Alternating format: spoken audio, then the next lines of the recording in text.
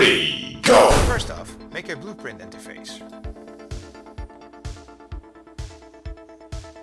Call it onInteract. Inside the function, you're going to call it onInteract. Compile and save, and you're done here.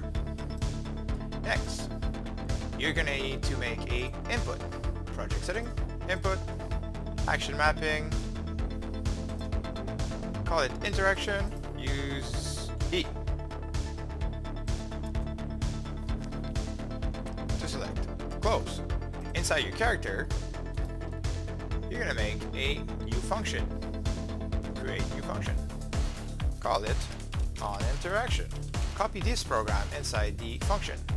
So basically the first camera is going to send from the world location of where it's at. It's going to send a line trace forward into the forward vector of the character. Max distance for me is always 220. I find it's a good distance. You can play with this if you want the line trace to carry further. I'm going to draw a debug for the duration just so that we can see on the screen when it works. From the break result of the line trace, you're going to get the hit actor and call your onInteract event that you did inside your blueprint interface. Make sure the value comes from a return value branch true. Back in the event graph, you're going to make an input action for your interaction event. Input interaction. From there, you're going to call your function onInteract. And you're done your line trace. You can now close the first person character. Next, make a blueprint.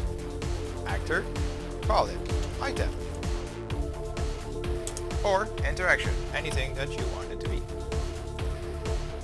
Inside, create a box collision or a cube.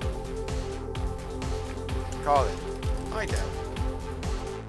If you're using a box collision, make sure that the collision is set to block all, and in the preset that the trace response visibility is block.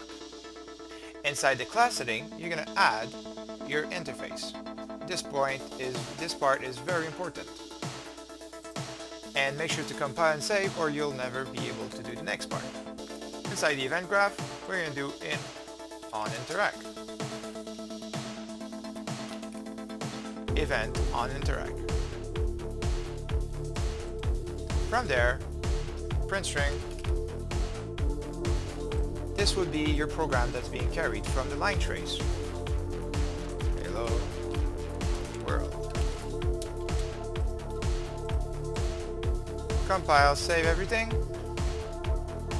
Drag your item inside the scene. Press play. And E to interact. Hello world. You now have a basic line trace.